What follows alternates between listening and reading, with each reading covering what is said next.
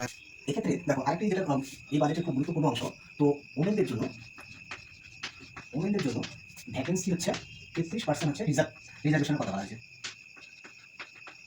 মানে 33% হচ্ছে রিজার্ভেশনের কথা বলা হয়েছে ওমেনদের জন্য। তো এবার হচ্ছে দেখো আমি কোন কোন ক্ষেত্রে কত পার্সেন্ট হচ্ছে রিজার্ভেশন আছে আমি একটু আলোচনা করছি। দেখো এসসি ক্যাটাগরিতে রিজার্ভেশন আছে আমাদের 22%, ঠিক আছে?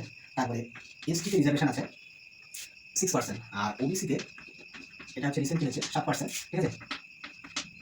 আর ওবিসিতে এটা গেল। আর হচ্ছে ইডব্লিউএস এখানে হচ্ছে 10%, এখানে হচ্ছে 10%। এই মিলে কিন্তু হচ্ছে এটা আমাদের কত হবে?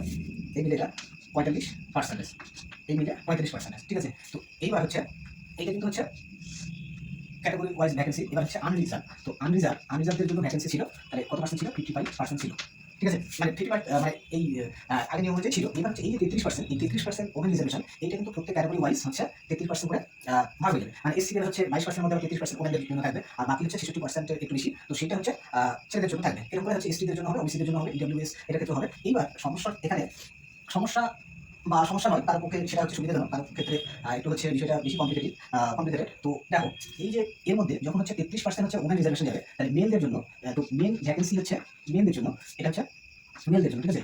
মেলদের জন্য তার করে থাকবে কত? এর হচ্ছে যদি হচ্ছে 33% চলে যায় তাহলে 67% থাকবে। তো এবার আমি যদি মোট হচ্ছে একটা ভ্যাকেন্সি, যেমন একটা পোস্টে ভ্যাকেন্সি যদি 100 ধরি, 100-র মধ্যে আমাদের হচ্ছে 45%, তো এই যে এই চারটা ক্যাটাগরিতে বাদ যাবে, থাকবে হচ্ছে 55, ঠিক আছে? থাকবে হচ্ছে 55। এই 55-র মধ্যে হচ্ছে 33% যদি বাদ দেওয়া হয় তাহলে 67% থাকবে। তো এই হচ্ছে 55, এর হচ্ছে 67%, এর হচ্ছে 67% করলে আমাদের কত আসবে? এটা করলে এই অ্যাপ্রক্স 36 পয়েন্ট সামথিং আসবে। তো আমি 36ই ধরলাম, ঠিক আছে? 36ই ধরলাম। তো এইবার 36% এই যে হচ্ছে 36% থাকছে। তো 36 না, টোটাল হচ্ছে 100 ধরেছি। 100-র মধ্যে তাহলে 36টা কিন্তু হচ্ছে পোস্ট আনরিজার্ভ ক্যাটাগরিতে ছেলেদের জন্য থাকছে।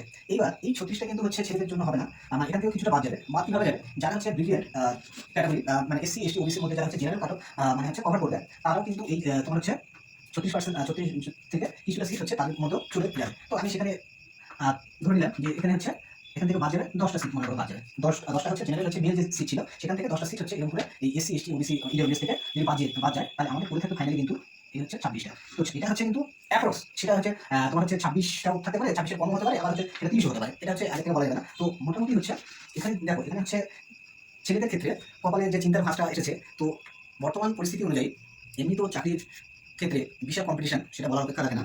তো তার মধ্যে জেনারেল ক্যাটাগরিতে আমরা কি দেখতে পেলাম যে 100টা সিটের মধ্যে ছেলেদের জন্য কম বেশি হচ্ছে 25-26 এরকম একটা হচ্ছে ভ্যাকেন্সি থাকছে। এবার হচ্ছে জেনারেল